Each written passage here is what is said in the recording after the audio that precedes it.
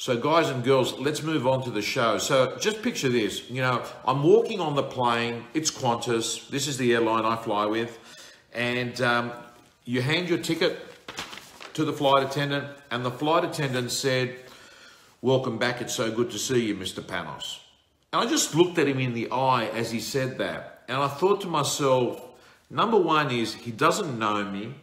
Number two is, the way he said it, he didn't even really look at me. Number three, he looked tired. And number four, it was a script he says to everyone who is on, you know, black status or whatever your status is, whatever the status is here at fucking Qantas. Let's have a look here. Whatever your frequent flyer platinum status, whatever your, you know, and it's on the ticket.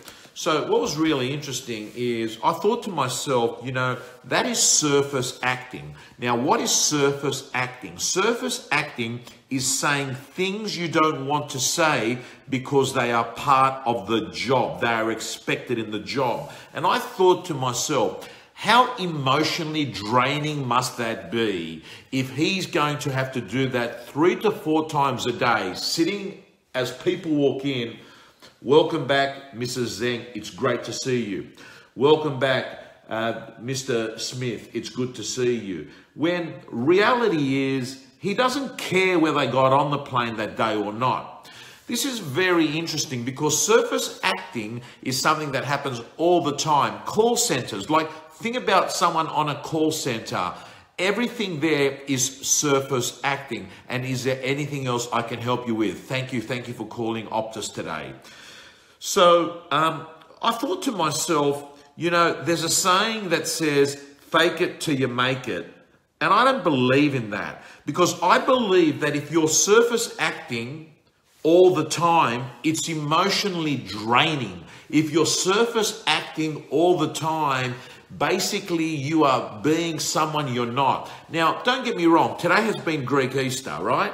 And like, you can surface act. And I'm not saying I surface acted today. I didn't actually, because we didn't have a very big Easter. We only had a very small immediate family.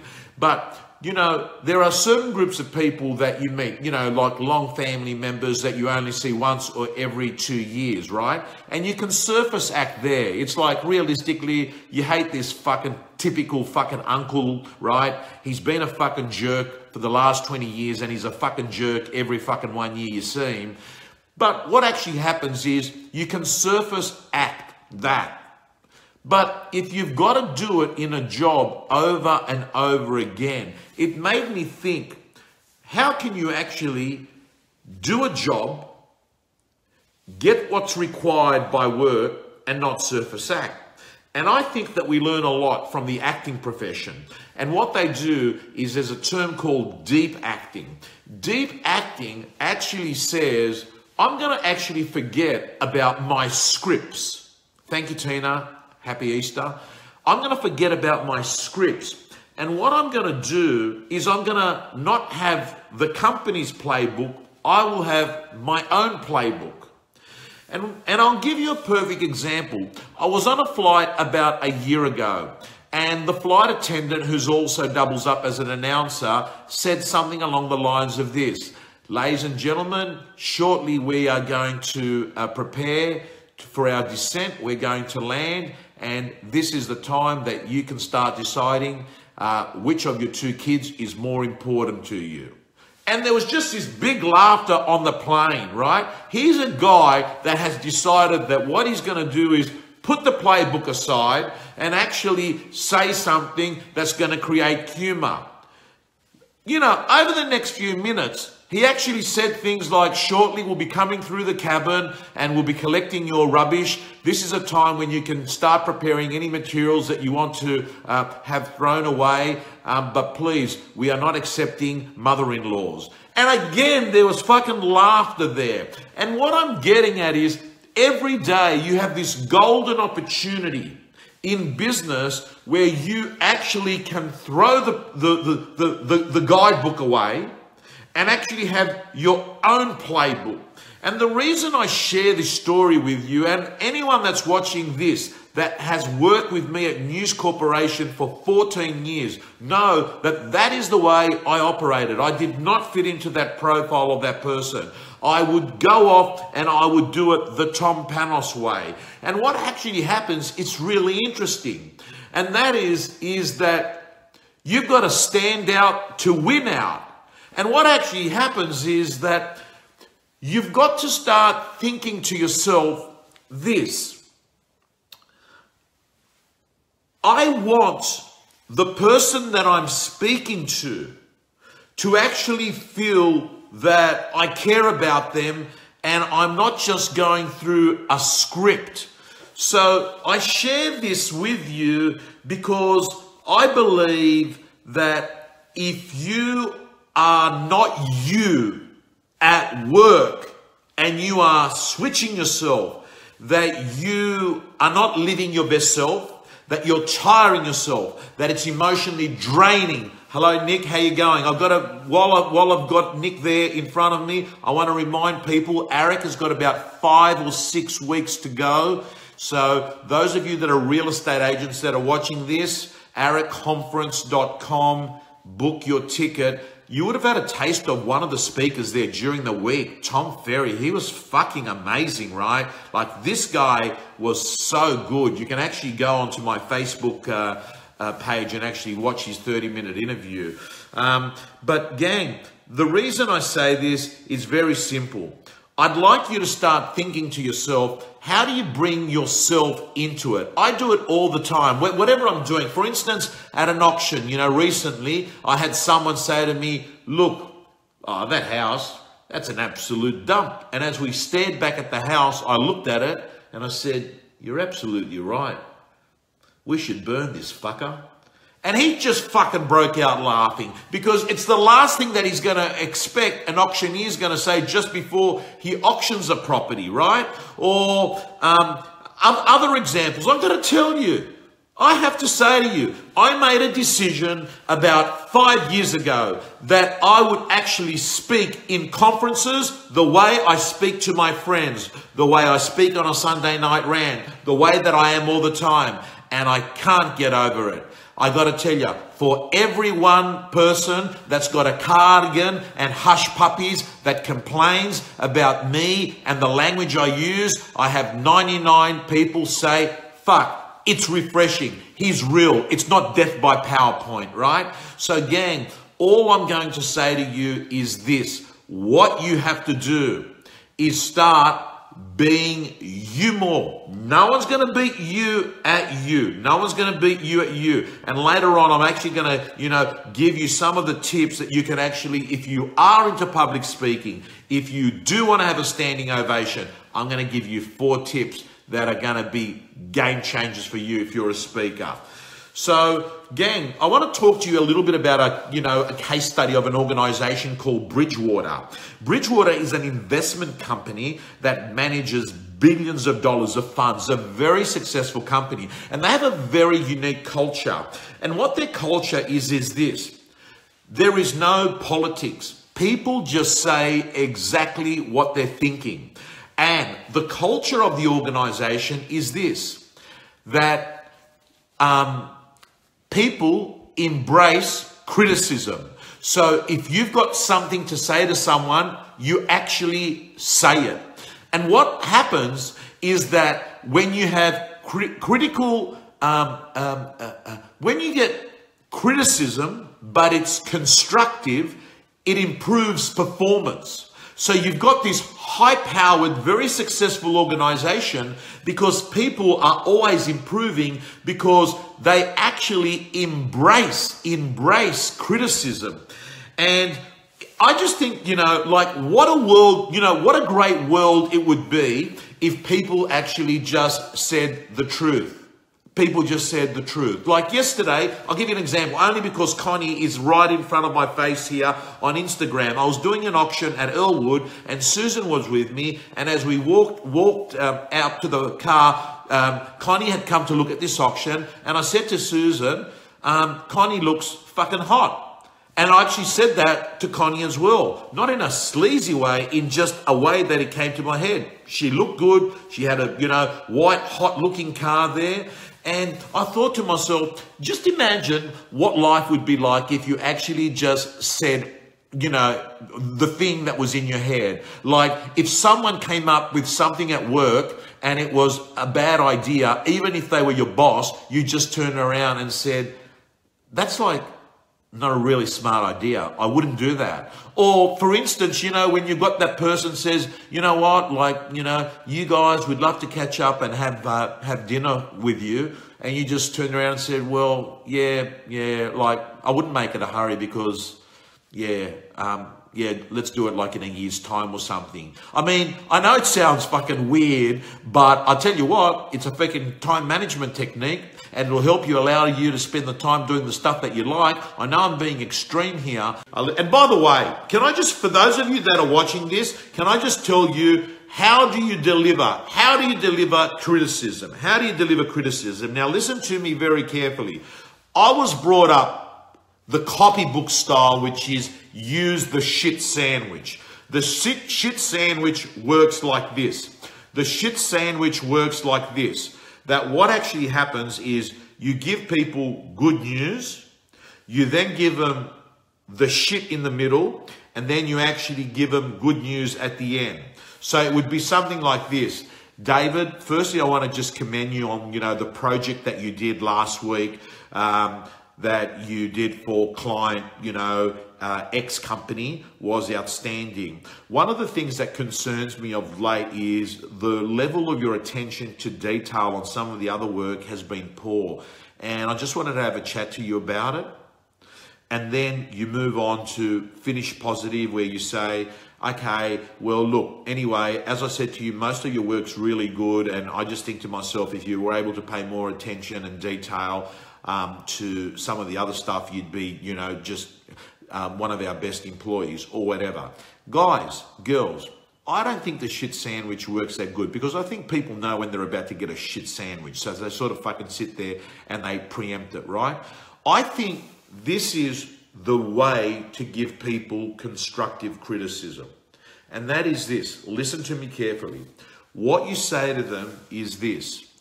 I want you to understand, I'm coming from a position of care. I'm coming from a position of empathy. I'm coming from a position because what I'm going to say to you is to help you be better. And I think that contextually says to people, I'm doing this to you because I care about you. If I didn't give a fuck about you, I wouldn't even waste my time and energy, because I think to myself, you're fucking dead wood. I don't like you. I want to have fucking no ties with you. So I think the way to do it is that you actually pre-frame and you let people where it's your intent that really matters. It's your intent that really matters. So gang, that's what actually happens at Bridgewater. I want to spend a bit of time talking about trust and like. Trust and like. And the reason why is that traditional sales trainers will tell you that liking is so important in the sales process. So my view is this. My view is that you're not going to do business with someone you hate. But I'm going to say to you that liking is not a game changer. In fact, I'm going to say to you, in research, people always say they might like someone, but in business, they would rather work with someone they can count on. And the reason why is they're looking for dependability. They don't want the big, fat, nice, happy guy that's likable. They want the person that's a heavy hitter. They want a person that they know that is in their corner and has got proof points that they get shit done. And as someone that has actually worked in a commercial environment for a number of years, someone that has run a business from the age of 22, someone who now has got multiple businesses on the go, I have to say to you that there are times where I like the person, but I pick the person that I trust is going to get the job done. What we want is dependability. What we want is someone that can actually get shit done, that is not going to let you down, and that you're not going to be ringing up and saying, sorry to hassle you, have you done this? And this is important if you are working in a service environment, because what we clearly know is that business is actually now won through a courtship that can take months, if not years. And what actually happens is that you have proof points with that person that you are reliable, that you're providing them information, and that old saying of ABC, always be closing, has been replaced by ABE, always be educating. And the reason I say this, sorry, we've got a light that's turned off, but you can still see me. The reason I say this is that I want you to move away from relying on just small talk and likability, and I want you to start known as the person that gets all the shit done.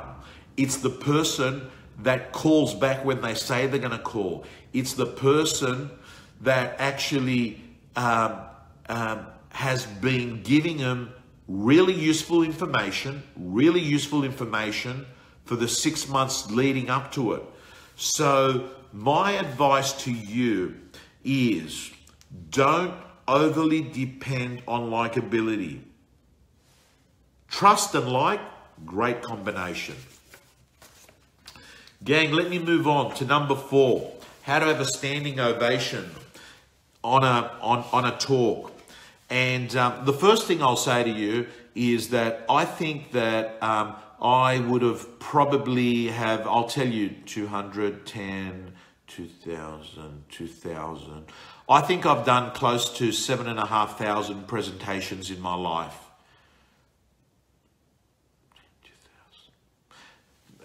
It could be more than that. They're working numbers I do a year by the years I've been doing them. I'm taking some off for the earlier years. So I've had a lot of practice, and I know a lot of people love being speakers. I know a lot of people want to do more speaking. So great news. Thank you, Jay Peters. Sydney FC as 3-0. That's fantastic.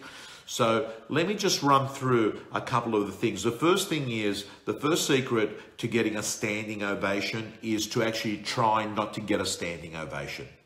Listen to me. Because if your goal is to try and get a standing ovation, you are not in it for the people that are watching your talk. You're in it for yourself. So you come from an intent where your goal is, I want a standing ovation. So don't want a standing ovation. The second thing is, you've got to make them laugh. And if you can make them laugh at the start, they say, I'm going with this guy. I like it. It's like they get on a train with you. The next thing is this. Don't use death by PowerPoint, but in fact, use stories to explain the concepts you want explained to the audience. The next thing is this. Don't name drop. Don't name drop. Don't turn around and say, you know this person and this person. I fucking hate people that fucking name drop, right? Because what they're doing automatically is trying to up their level by associating with someone famous. Hey, people can see what you're doing when you do that. You don't name drop. In fact, what I would say, you know what you should do? Put yourself down. People love that. Put yourself down. Because when you put yourself down, you show vulnerability. What you're actually showing to people is that you are connected to them, right? Very important. The next thing is this. You must understand that you are there not to present what you want. You are there to solve a problem that keeps people up at night. That's what you're there for. So what you've got to do is stop presenting and start solving problems. The other thing I was going to say is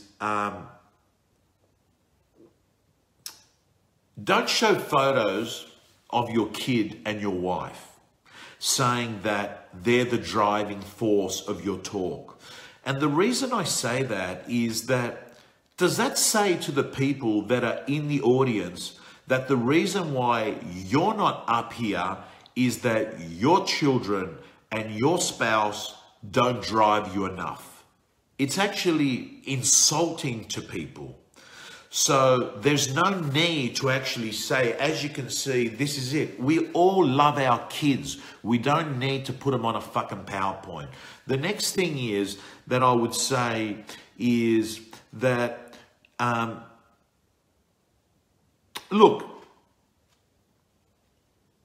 all I'm saying is that the thing with PowerPoint is if you do have PowerPoint slides, don't read the comments that are on the PowerPoint slide, because again, what you're doing is you're insulting the reader of the PowerPoint who is the audience member, and you're saying, you're so dumb that I'm actually going to repeat what's actually written on the PowerPoint.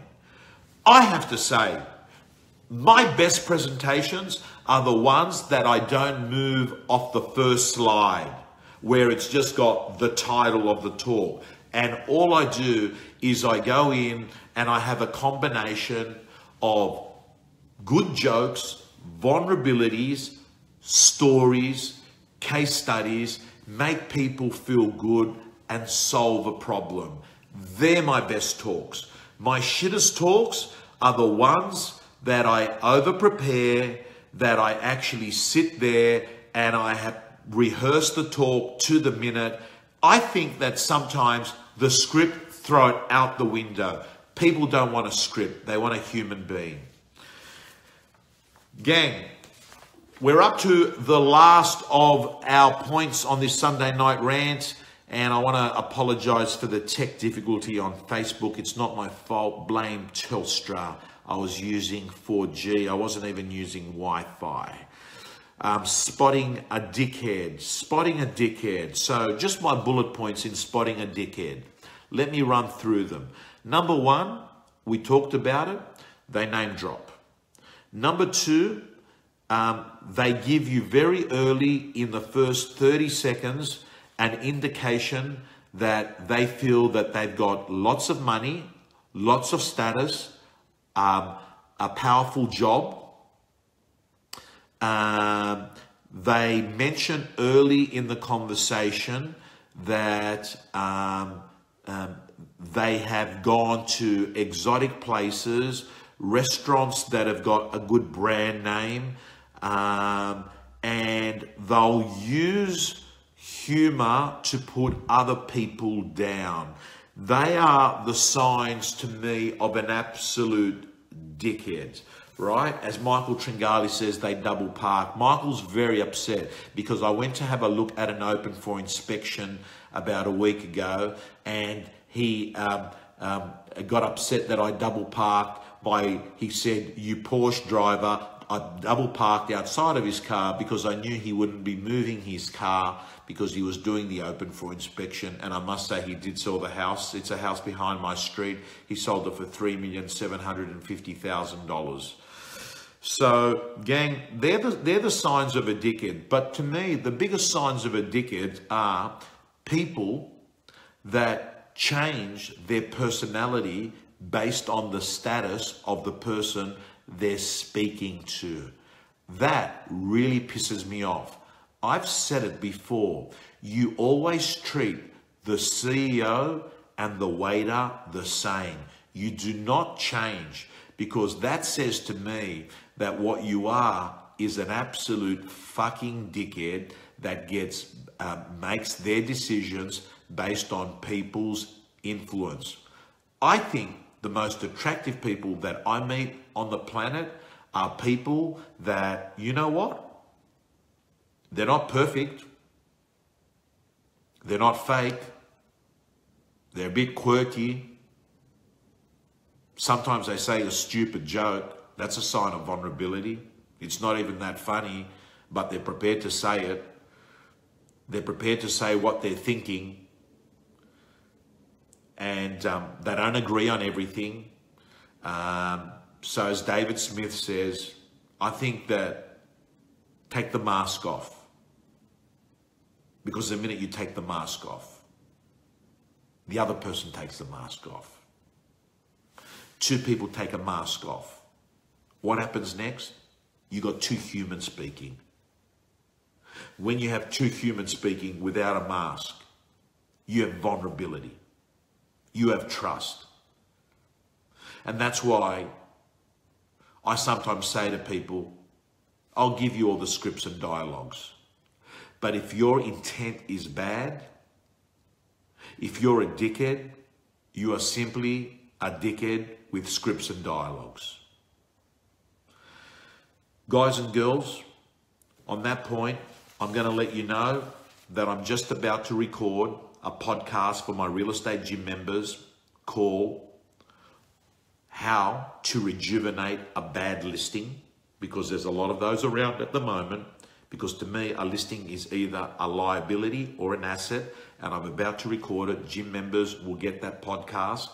In addition to that, you'll be getting a video and you'll be getting a live. You're getting, as you can see, I've upped the ante on content in recent times, and the reason why is I am going super hard, and I want to let you know, listen to me, guys and girls, if anyone knows a videographer that wants to basically come on board to the real estate gym and work with me and also shoot content on real estate that will actually be sitting in the Telegraph, the Courier Mail, the Herald Sun, the Adelaide Advertiser, big News Corp assets, and they're going to spend a lot of time with me.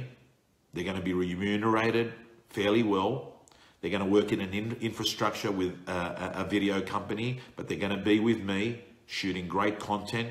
If you know a good videographer that's also a good editor that you think is going to link with me, and I'm going to have a good relationship, and they're highly skilled, to send an email to info@tompanos.com.au, because we are about to take the real estate gym to a level where we're going to be following real estate agents to business meetings and showing backstage views of everything.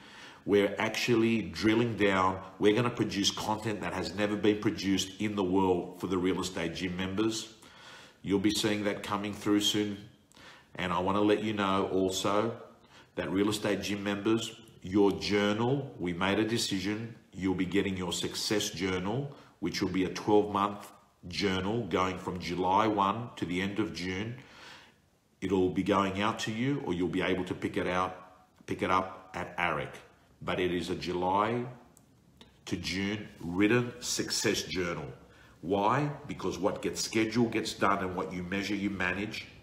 And I want to let you know, guys and girls, on that point, never forget, be you, but don't just be you, be your best you. Guys and girls, see you next Sunday.